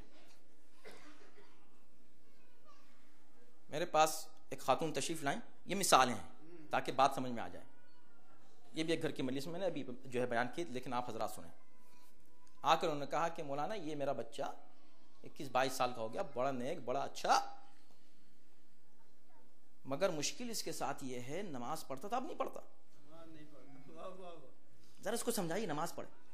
دیکھیں اصلاح میں نہیں کہتا کہ نماز کو نہ کہو, ہم سے زیادہ کون کہے گا نماز کے لیے, ہم سے زیادہ عمل کی ترغیب کون دے گا. میں صرف یہ کہہ رہا ہوں کہ ٹریک پہ رہیں, ہٹے نہیں, ٹریک سے نہ ہٹے. اصلاح جہاں کرنی ہے, کس طرح کرنی ہے وہاں کریں. پہلے چیک کر لیں کہ لائٹ آ رہی کہ نہیں, پھر دیکھیں کہ بلب چینج کرنا ہے کہ نہیں. لائٹ غائب ہے, آپ بلب چینج کرنا چاہ رہے ہیں, بیوقوفی نہ کریں. تو آ کے وہ کہتے ہیں کہ بھئی یہ نماز نہیں پڑھتا, اس سے کہیے نماز پڑھے, ذرا سمجھائیے اس کو, میں اسے آپ کے پاس لائی ہوں. ہم نے کہا کیوں نہیں پڑھتا, پڑھتا تھا, کیا ہوا, کیوں نہیں. کہا مولانا کیا بتاؤں میں آپ کو, جب سے کالج جانے لگا ہے اب یہ کہتا خدا ہے ہی نہیں, میں خدا پہ یقین ہی نہیں کرتا, there is no God. تو ذرا اس کو سمجھائیے کہ نماز پڑھے. وہ کہہ رہا ہے there is no God. وہ کہہ رہے ہیں سمجھائیے کہ نماز پڑھے. سوچیں آپ, یہ پیرنٹس کنسرن ہیں ضرور, میں اپریشیٹ کرتا ہوں, ایسی بات نہیں ہے, لیکن پیرنٹس پریشان یہ ہیں کہ میں کیسے آخر کیا اس کو دوں بچے کو جو بگڑے نہیں. اب یہ بھی دینا چاہ رہے ہیں, یہ بھی دینا چاہ رہے ہیں, یہ بھی دینا چاہ رہے ہیں. تو ہم نے اس بچے سے کہا بیٹا سنو, یہ تمہاری ماں کہہ رہی ہے نا نماز پڑھو, ان کی بات سننے کی ضرورت نہیں ہے, تم پر نماز واجب نہیں ہے, مت پڑھو تم نماز. جیسے ہم نے کہا نماز مت پڑھو, تو وہ جو بچپن میں کچھ معرفت کے کچھ بیج دل میں بو دیے تھے ماں نے, وہ ایک مرتبہ کرنٹ اسے لگا. اس نے کیا کہا مولانا؟ ہم نے کہا نہیں تم نماز مت پڑھو, تم پہ تھوڑی واجب ہے نماز بیٹا, تم مت پڑھو نماز. بجائے وہ خوش ہونے کے پریشان ہو گیا. کیوں؟ ہم نے کہا بیٹا نماز اس پر واجب ہے جو اللہ کو مانتا ہے, تم اللہ کو مانتے ہی نہیں ہو تو تم نماز مت پڑھو. اب اس نے سوالات کرنا شروع کیے. پھر خیر دوسری بات ہوئی. پھر جب ہم نے کہا کہ بھئی یہ کیسے ہو سکتا ہے کہ خدا نہ ہو, اب میں نے اس سے کیا وقت نہیں ہے, میں آپ کو مثال یہ دینا چاہ رہا تھا کہ دیکھیں بیماری کہاں تھی اور علاج کہاں ہو رہا ہے. یہاں میں یہ کہتا ہوں کہ بھئی آپ نماز کی ضرور تبلیغ کریں, مگر تبلیغ کرتے ہوئے ضرور دیکھیں کہ کس سے کہہ رہے ہیں کہ نماز پڑھو, کس سے کہہ رہے ہیں نیک ہو جاؤ جھوٹ مت بولو, کس سے کہہ رہے ہیں کہ بھئی یہ اخلاقیات اپنا لو. کس سے کہنے غیبتیں مت کیا کرو. اگر یہ اہل بیت کو مان لیں گے ہر خرابی خود بخود دور ہو جائے گی. یزید شراب پی رہا تھا بیٹھا ہوا, شراب پی رہا تھا. امام سجاد کو موقع ملا منبر پہ جانے کا, دکھا دیجیے اگر انہوں نے کہا کہ شراب کیوں پی رہا ہے تو شراب پینا حرام ہے. کہا کیا کہا؟ جس نے مجھے پہچان لیا اس نے پہچان لیا, جس نے نہیں پہچانا وہ مجھے پہچانے. میرے مولا وہ شراب پی رہا ہے, اس سے کہیے کہ شراب پینا حرام ہے, 2-3 آیتیں پڑھ دیجیے اس کے سامنے, ذرا سدھر جائیے. کہا اس کی بیماری شراب پینا نہیں ہے, اس کی بیماری عدم معرفت امام ہے. امام کو مجھ کو پہچان لے گا اسی لمحے شراب چھوڑ دے گا, جس لمحے مجھے پہچانے گا اسی لمحے شراب چھوڑ دے گا. میری بات پہنچ رہی ہے نا؟ اب پیرنٹس کے لیے, اور آخر بس ختم مجھ کو ختم کرنا ہی کرنا ہے. کیا کروں میں, کیا کروں؟ No choice, I have to. لیکن سنیں, آپ کہیں گے بہت دیر سے آپ کہیں ختم کرنا ہے. اب پیرنٹس کے لیے, تاکہ جتنی میں نے دلیلیں آپ کے سامنے دی ہیں اور بات ماشاءاللہ پہنچ رہی ہے, اسٹریٹجی طے کریں, پلان کریں, بچوں کو کس طرح کے سبق دینے ہیں. تربیت اولاد ہے نا, پریشان ہے نا, ہاں بہت اچھی بات ہے, کریں, مگر کس چیز پر زیادہ فوکس کرنا ہے, کہاں پہلے یہ میک شور کرنا ہے کہ ہیئر وی فکسڈ ایوری تھنگ. یہ بتائیے کہ امام حسین امام وقت, معلم انسانیت, حر گستاخی کرتا تو کیا فرمایا؟ سنا ہوا ہے نا. دیکھیں میں نے ساری مجلس میں آپ کے سنے واقعات سے نئے پہلو آپ کے سامنے پیش کیے ہیں, آپ کے سنے واقع, تاکہ ہم اس ذرا سا ہمارا دماغ مائنڈ اوپن ہو اور ہم اسکالرلی سوچنا شروع کریں, ایکیڈیمک اسٹائل سے ہم انالیسس کریں. تیری ماں تیرے ماتم میں بیٹھے, اس سے بڑی بڑی لوگوں نے گستاخی کی, امام نے اس طرح کی بات نہیں کی. قتل کرنے آگے ان سے اس طرح کی باتیں نہیں کی. یہ خور اس نے ایک ذرا ہاتھ رکھ دیا, لجامی فرض پہ ہاتھ رکھ دیا اس طرح, کہا تیری ماں تیرے ماتم میں بیٹھے. مولا یہ کیا؟ کہا تم کیا جانو اصلاح کس کو کہتے ہیں, میں اس کی اصلاح کرنا چاہ رہا ہوں. مولا وہ کیسے اصلاح؟ کہا دیکھو کیا ہوتا ہے. جیسے یہ کہا تو جواب کیا ملا؟ مولا بھی نہیں کہا اس نے, ابھی اس نے کہا یا حسین آپ نے میری ماں کو کہہ دیا, مگر میری کیا مجال جو میں آپ کی ماں کو کچھ کہہ دوں. سمجھ گئے نا جو بات میں کہنا چاہتا ہوں میرے دوستو پیرنٹس سے؟ وہ جو بچپن میں ماں نے سیدہ کی عظمت دل میں ڈالتی تھی, وہ دب گئی تھی, زنگ لگ گیا تھا اس کو, گناہوں کا زنگ, ڈیزائرز کا زنگ, حب دنیا کا زنگ اس پہ لگ گیا تھا, چڑھ گیا تھا, بہت ڈسٹ آ گیا تھا اس کے اوپر. حسین اس محبت کو ابھارنا چاہ رہے تھے, اس جذبے کو واپس لے کر اوپر لانا چاہ رہے تھے, اس کے ذہن و فکر پر حاوی کرنا چاہ رہے تھے. چنانچہ یہی ہوا, ابھار دی وہ محبت. اور تو یہ ایسا کر رہا ہے, یہ نہیں, مقصد یہ نہیں تھا کہ تیری ماں تیرے ماتم میں بیٹھے, مقصد یہ تھا کہ تیری ماں کس قدر افسوس کرے گی جب اس کو پتہ چلے گا کہ تو حسین کے مقابلے پر آیا. ماں یاد دلائی تو سن لیجئے, بگڑ گیا تھا نا, کسی کو شک ہے کہ بگڑا ہوا تھا وہ؟ کوئی شک نہیں. خدا نہ خواستہ ہمارے اولاد میں سے کوئی شخص اگر بگڑ جائے تو 2 صورتیں ہیں, یا تو واپس آئے گا یا واپس کبھی نہیں آئے گا. اگر بچپن میں معرفت اہل بیت دل میں ڈال دی ہے, میں اس منبر سے کہہ رہا ہوں کہ واپس ضرور آئے گا. قدم ڈگمگائیں گے ضرور, مگر واپس آئے گا, جیسے حر واپس آ گیا. کیوں؟ اس لیے اس کی ماں نے کچھ سکھایا ہو نہ سکھایا ہو، یہ ضرور سکھایا تھا کہ فاطمہ کون ہے۔ عظمت زہرا دل میں ڈال دی تھی۔ اپنے بچوں کے دل میں عظمت زہرا ڈالو، جو بھی طریقہ آپ اپنائیں، مجلسوں میں لانا، بیٹھ کے ان سے گفتگو کرنا، ان کو واقعات اہل بیت بتانا، ان کو اہل بیت کے فضائل بتانا، خود اپنے دل میں اہل بیت کی عظمت کو دل میں رکھنا، شکوک و شبہات سے محفوظ رکھنا، کسی معاملے میں شک نہ کرنا، کبھی نہ ان کی فضیلتوں میں شک کرنا، نہ کبھی ان کے مصائب میں شک کرنا، اس لیے کہ نہ ان کی فضیلتوں کی حد ہے نہ ان کی مصیبتوں کی حد ہے۔ شک مت آنے دینا کبھی، اور خبردار ایسی جگہ بھی مت بیٹھنا جہاں بیٹھنے سے شک آ جائے۔ ایسے لوگوں کی باتیں نہ سننا کہ جن کے سننے سے شکوک و شبہات دل میں آ جائیں۔ آج کل یہ ہو رہا ہے بہت، ایک بات کنٹروورشل کہہ دی، ہوا کچھ بھی نہیں، شک آ گیا، اچھا یہ کیا تھا، یہ کیسے ہو سکتا ہے، وہ کیسے ہو سکتا ہے۔ اہل بیت کے فضائل میں کوئی شک نہیں، کتنی بھی فضیلت بیان کر دی جائے، بس رب نہ کہو، وہ جو چاہو کہو کم ہے۔ اور مصائب، کس کو معلوم کہ اہل بیت کے مصائب کتنے تھے۔ بھئی ہماری جو مختصر معلومات ہے یہی ہے نا کہ 3 دن کے بھوکے اور پیاسے تھے، یہی تو ہے نا۔ لیکن کون بتائے گا کہ سکینہ کب تک پیاسی تھی،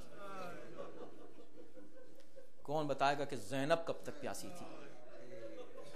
تو تم کتاب کی کون سی روایت لاؤ گے جس میں یہ پتا چلے کہ سکینہ کو کتنے تماچے مارے گئے تھے؟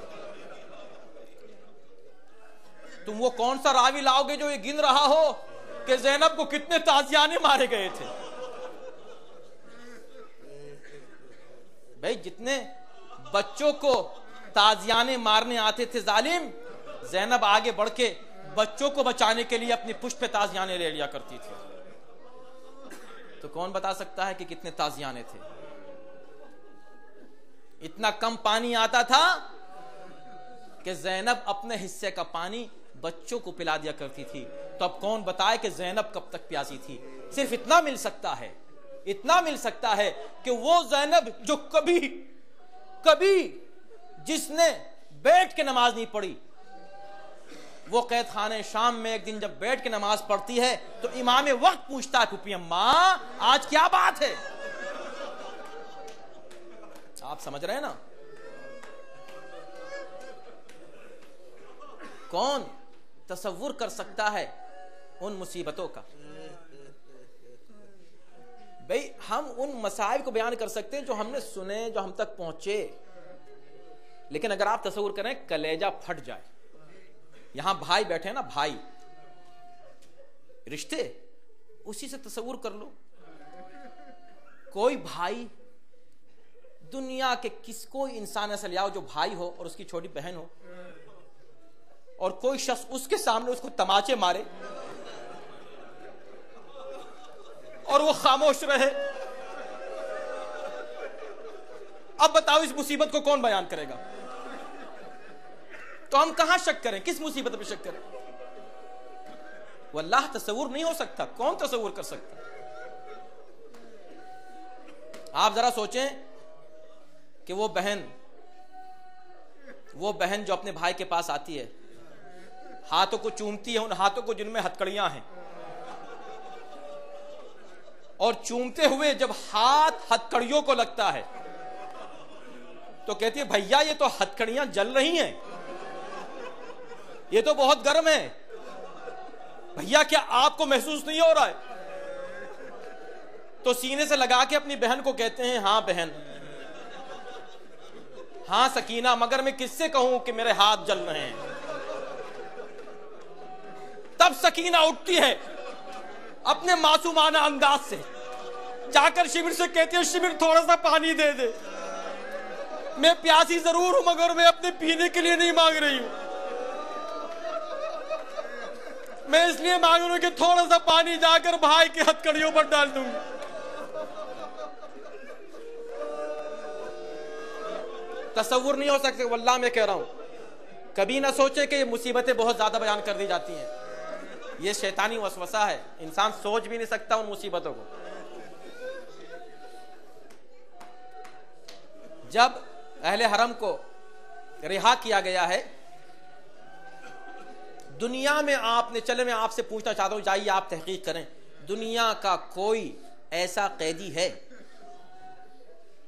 کہ جسے یہ خبر دی جائے کہ تم کو رہا کر دیا گیا ہے اور وہ خوش نہ ہو؟ یہ کیسے قیدی تھے کہ جب ان سے کہا گیا کہ قیدیوں تم رہا کر دیے گئے تو یہ خبر سن کے تڑپ جاتے ہیں، اور اب یہ کہتے ہیں کہ نہیں، اب ہم یہاں سے جائیں گے نہیں جب تک ماتم نہ کریں۔ ابھی میں بہن بھائی کی محبت کی بات کر رہا تھا نا، کربلا بھی عجیب ہے، واللہ عجیب ہے کربلا۔ جب قافلہ چلنے لگا کربلا کی طرف تو بشیر ایک مرتبہ رکا اور رک کر کہا کہ آقا سید سجاد ابھی موجود تھے یہاں، اب میں دیکھ رہا ہوں کہ نہیں ہے موجود، کہاں ہیں؟ جناب زینب نے سنا کہ ہاں کہاں ہے سجاد، چلو میں دیکھ کر آتی ہوں۔ وہ جو کبھی سکینہ کو دیکھنے جاتی تھی، آج سکینہ کے بھائی کی تلاش میں نکلی، کیا دیکھا کہ سجاد اپنی بہن کی قبر پر بیٹھے ہیں، کہہ رہے میری بہن، اے میری بہن معاف کر دینا اپنے بھائی کو، کبھی تم کو آغوش میں اٹھا کر پیار نہ کر سکا، جب ظالم تمہیں تماچے مارنے آتے تھے کبھی تم کو بچا نہ سکا، ہاتھوں میں ہتھکڑیاں تھیں اور تم بار بار ایک سوال کرتی تھی، اس سوال کا تمہیں کبھی جواب نہ دے سکا۔ اٹھو بہن، اب آیا ہے بھائی تمہیں جواب دینے کے لیے۔ تم پوچھ رہی تھی نا ہم مدینے کب جائیں گے، اٹھو سکینہ ہم مدینے جا رہے ہیں، سکینہ چلو، اب شمر ہمارے ساتھ نہیں ہوگا، اب تم کو تماچے نہیں مارے جائیں گے، اب تازیانے نہیں ہوں گے۔ بس آخر میں دو جملے اور کہوں گا، مجلس تمام ہو چکی ہے، بہت آپ روئے۔ ایام ازک آخری ایام ہیں یہ دن، جتنا ہو سکے پرسہ دینے۔ کل کی مجلس میں عرض کر رہا تھا کہ وہ زینب جو ہر جگہ بول رہی تھی نا، ہر جگہ، وہ زینب جس کے خطبے ہر جگہ ملتے ہیں، ہر دربار میں، ہر بازار میں، ہر موقع پر جس کے خطبے ہیں، وہ زینب۔ ایک موقع ایسا آتا ہے کہ سب بول رہے ہیں، زینب خاموش ہے۔ جب دور سے مدینے کی دیواریں نظر آئیں تو ام کلثوم نے مرثیہ کہنا شروع کیا، مدینہ جدنا لا تقبلینا فبالحسرات والاحزان جی۔ زینب خاموش ہے۔ کیوں خاموش ہے؟ اس لیے کہ زینب جہاں بولنا چاہتی ہے وہ موقع ابھی نہیں آیا، اب زینب خاموش رہے گی۔ اب کب بولے گی؟ جب قافلہ داخل ہوا مدینے میں، سب سے پہلے مزار رسول پر آیا، نانا کے مزار پر آ کر بس اب زینب خود کو برداشت نہ کر سکی۔ نانا سکینہ آئی ہے، نانا زینب آئی ہے، سکینہ کو کھو کے آئی ہے، حسین کو کھو کے آئی ہے، علی اکبر میرے سامنے ذبح ہوا، قاسم کا لاشا میرے سامنے، علی اصغر میری نگاہوں کے سامنے۔ ایک ایک بات کہتی گئی۔ کہا نانا اب میں آپ سے کیسے کہوں کہ آپ کی نواسی اسیر ہو کر درباروں میں بھی گئی، بازاروں میں بھی گئی۔ نانا اگر نامحرموں کا مجمع نہ ہوتا تو یہ بازو کھول کے ابھی زینب تمہیں دکھاتی کہ تمہاری امت نے تمہاری نواسی کے ساتھ کیا کیا۔ ہاتھوں میں رسن کے نشان، بازوؤں میں رسن کے نشان۔ کہتے کہتے خاموش ہو گئیں، پھر خاموش ہو گئیں۔ کیوں خاموش ہوئیں؟ اس لیے کہ ہر بات ہر جگہ نہیں کہی جاتی، اور پھر یہ انسانی فطرت ہے، خاص طور پر بیٹیاں جو بات اپنی ماں سے کہتی ہیں نا وہ کسی سے نہیں کہہ پاتی۔ نانا کے مزار سے نکل کے جب ماں کی طرف آئی ماں کے مزار پہ اپنے آپ کو گرا دیا. ماں اٹھو ذرا سنو تو صحیح میں کہاں سے آئی ہوں. اماں اٹھو. میں کیسے بتاؤں؟ میرے بھائی کو قتل کیا گیا، بھیا ذبح ہو رہا تھا، میں کھڑی ہوئی دیکھ رہی تھی، تڑپ تڑپ کے ایک کو پکارتی تھی، کوئی آتا نہیں تھا. اماں میرا حسین میری نگاہوں کے سامنے مارا گیا. ایک مرتبہ قبر میں لرزہ پیدا ہوا. اماں کیا سن نہیں پا رہی ہو؟ سنو اور سناؤں گی. بہت سی کہانیاں لے کر آئی ہوں، بہت سے واقعات ہیں جو سنانے ہیں. اماں کون سنے گے میری بات؟ میں آپ کو سناؤں گی. اور سنو اے میری اماں، جب کوئی وطن آتا ہے واپس سفر سے تحفے لے کر آتا ہے. اماں آپ کے لیے تحفہ لائی ہوں. اور یہ کہہ کے ایک مرتبہ کرتا نکالا، حسین کا خون بھرا ہوا کرتا قبر پر ڈال دیا. قبر لرزنے لگی. زینب بس اب کچھ نہ سناؤ. اے زینب، جہاں جہاں تم جا رہے تھے تمہاری ماں پہلے پہلے پہنچ رہی تھی.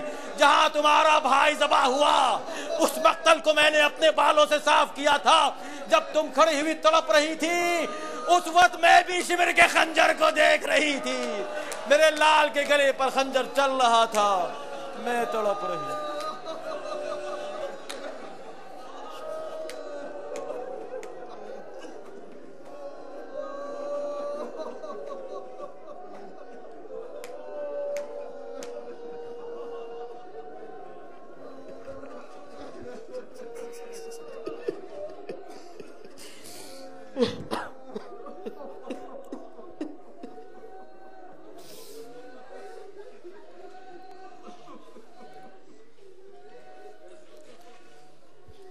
پروردگار تجھے اہل بیت طاہرین کا واسطہ اس سے بہتر انداز سے ذکر اہل بیت سننے سنانے کی توفیق کرامت فرما. تجھے اہل بیت طاہرین کا واسطہ اس مجلس کا صاحب مرحوم کی روح کا ایصال فرما. خداوندہ تجھے اہل بیت طاہرین کا واسطہ ہمارے دلوں میں عشق و محبت و معرفت اہل بیت میں اضافہ فرما. خداوندہ ہمارا نام قیامت کے دن محبان و شیعیان و عزاداران حسین میں شمار فرما. دنیا اور آخرت میں زیارت و شفاعت حسین ابن علی نصیب فرما.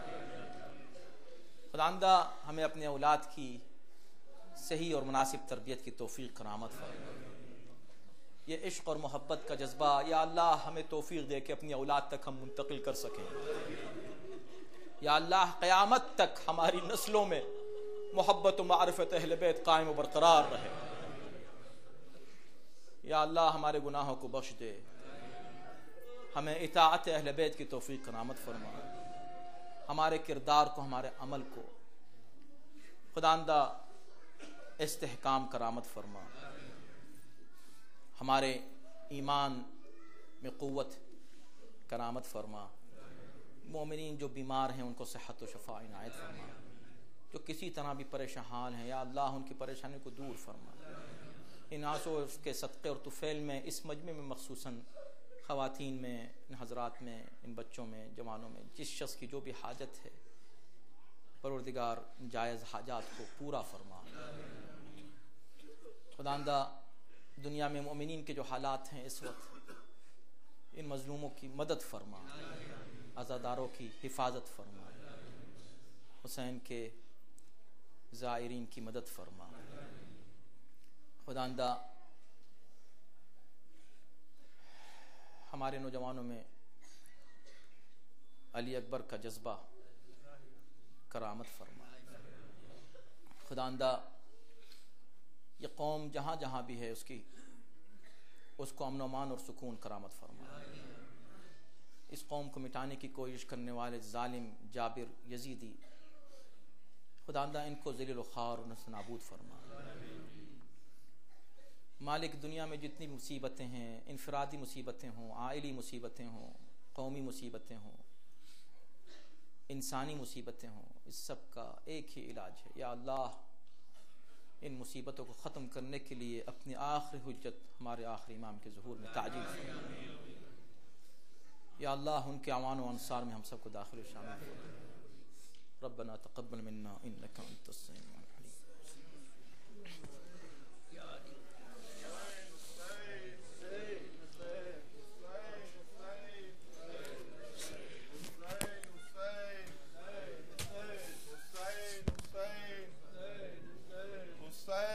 حسین حسین حسین حسین حسین حسین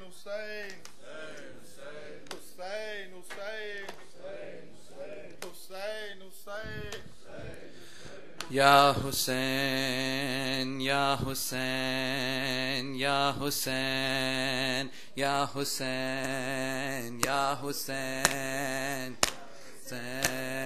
یا حسین یا حسین یا حسین یا حسین یا حسین یا حسین یا حسین یا حسین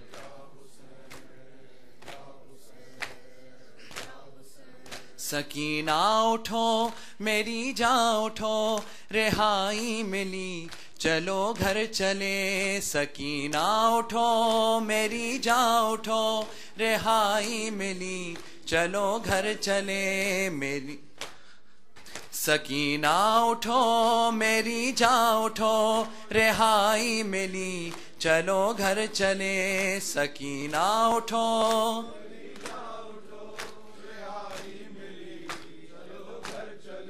یہ کرتی تھی ماں لحد پر بکا میری لاڈلی چلو گھر چلے سکینہ اٹھو میری جاں اٹھو سکینہ اٹھو میری جاں اٹھو یہاں سے چلو چلے کربلا وہیں سے تمہیں ملیں گے چچا ستم جو ہوئے بتانا انہیں دکھانا انہیں یہ کرتا جلا چچا جان کو دکھانا ذرا ردا خوں بھری چلو گھر چلے سکینہ اٹھو میری جاں اٹھو سکینہ اٹھو میری جاں اٹھو بتانا انہیں کبھی سختیاں ملی جس قدر تجھے گھڑکیاں ہماری ردا لٹی کس طرح چھنی جس طرح تیری بالیاں بتانا انہیں بجھی کس طرح تیری تشنگی چلو گھر چلے سکینہ اٹھو میری جاں اٹھو رہائی ملی سکینہ اٹھو میری جاں اٹھو رہائی ملی سکینہ اٹھو میری جاں اٹھو پدر سے ملو تو دل جوئی ہو بتانا انہیں بہت روئی ہو قسم لو اگر تمہارے بنا سکینہ کبھی کہیں سوئی ہو لحد باپ کی ملے جب تجھے تو کہنا یہی چلو گھر چلے سکینہ اٹھو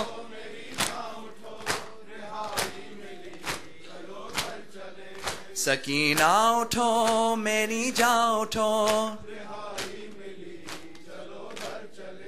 لحد جب ملے تجھے بھائی کی تو کہنا اسے میری لاڈلی رہائی ملی ہمیں قید سے ہمیں اب نہیں اذیت کوئی میرے بے زباں اٹھو گھر چلے شبی ہے نبی چلو گھر چلے سکینہ اٹھو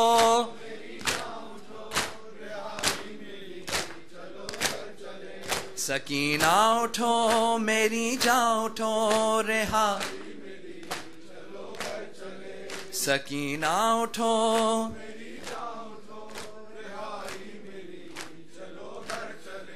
لبے القما تو لبے القما تو کرنا فغا تیری موج ہے ابھی تک رواں میری پیاس پر ہوئے جو فدا چچا کے میرے ہے بازو کہاں کہاں مشک ہے کہاں ہے علم کہاں ہے زری چلو گھر چلے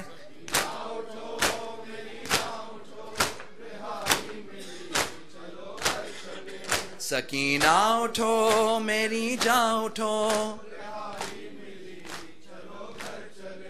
غریبوں کا یہ لٹا قافلہ ودا ہو کے پھر وطن جائے گا، تجھے پائے گی جو سغرا تیری تو بیمار کو ملے گی دوا، گلے مل کے پھر بہت روئیں گی وہ بہنا تیری، چلو گھر چلے سکینہ اٹھو میری جان اٹھو، رہائی ملی چلو گھر چلے سکینہ اٹھو میری جان اٹھو، رہائی ملی چلو گھر چلے۔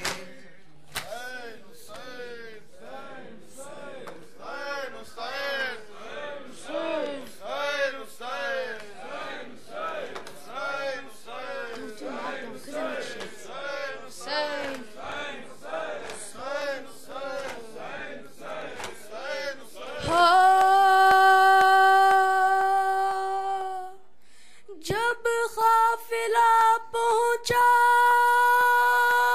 تھا مدینے کے ذرا پاس،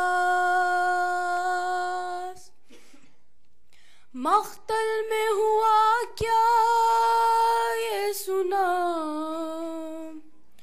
اس نے بس دیا کٹھا تھا جگر دل میں، ندامت کا تھا ایسا، ہر ایک سی ہی پوچھتی تھی مادر عباس، جب گردن شبیر پہ، جب گردن شبیر پہ خنجر وہ رواں تھا، بس اتنا بتا دو میرا عباس کہاں تھا، بس اتنا بتا دو میرا عباس کہاں تھا، بس اتنا بتا دو۔ زہرا کے پسر جان نبی سید والی، اکبر کے کلیجے سے سنا کیسے نکالی، جب خاک پہ دم تور تھا، جب خاک پہ دم تور تھا، لیلا کا جواں تھا، بس اتنا بتا دو میرا عباس کہاں تھا، بس اتنا بتا دو میرا عباس کہاں تھا، بس اتنا بتا دو میرا عباس کہاں تھا۔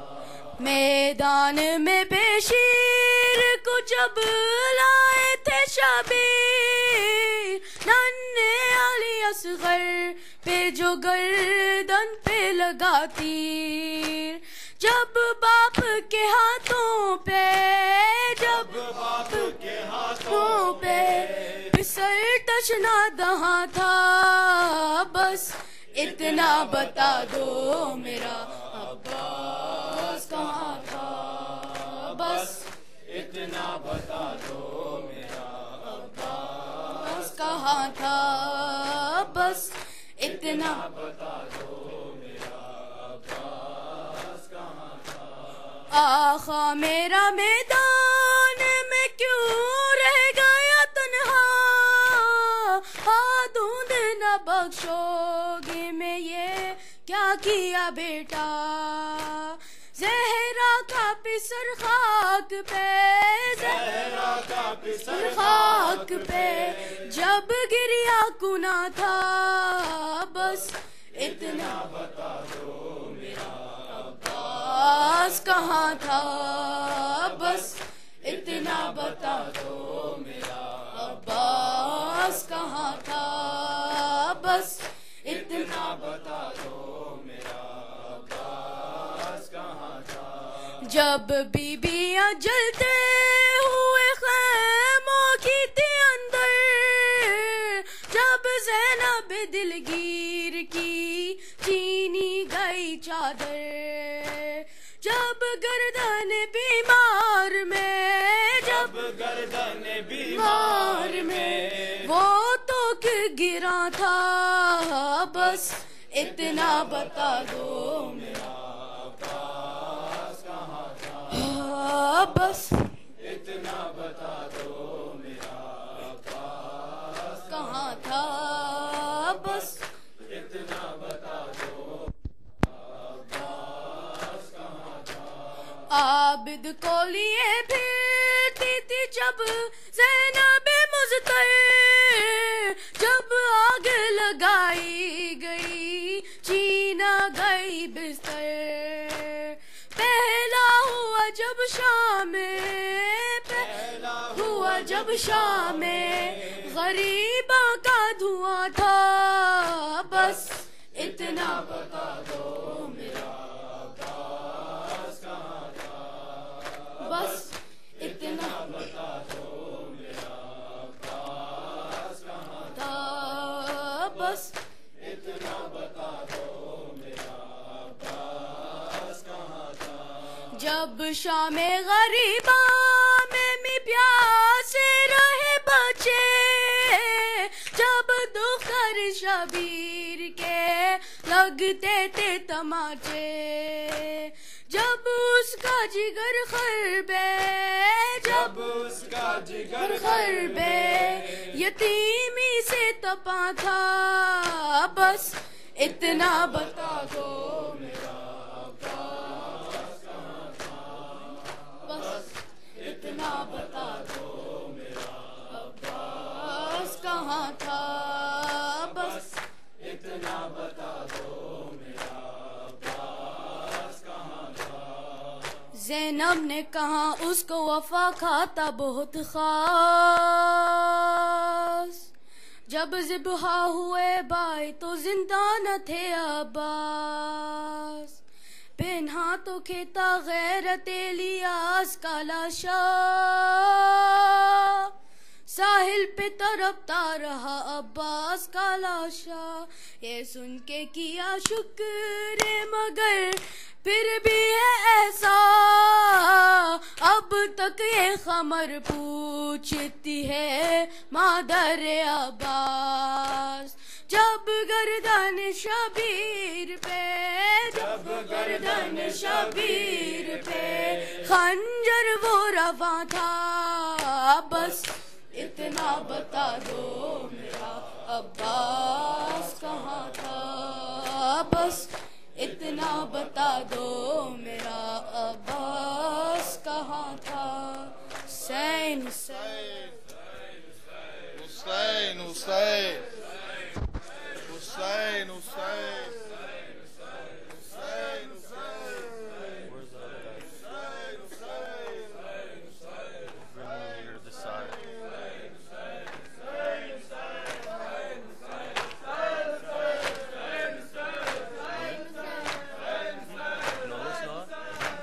No,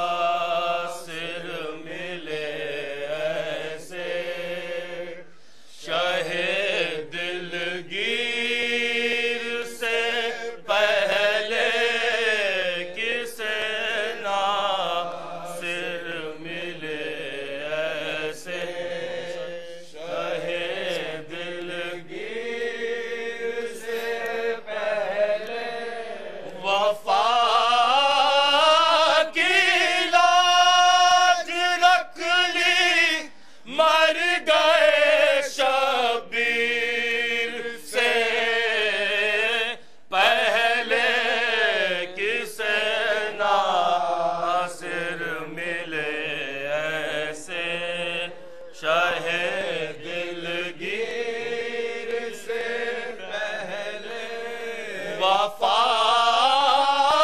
کی لاج رکھ لی مر گئے شبیر سے پہلے کسے ناصر ملے ایسے شاہ دلگیر سے پہلے بڑی شرمندگی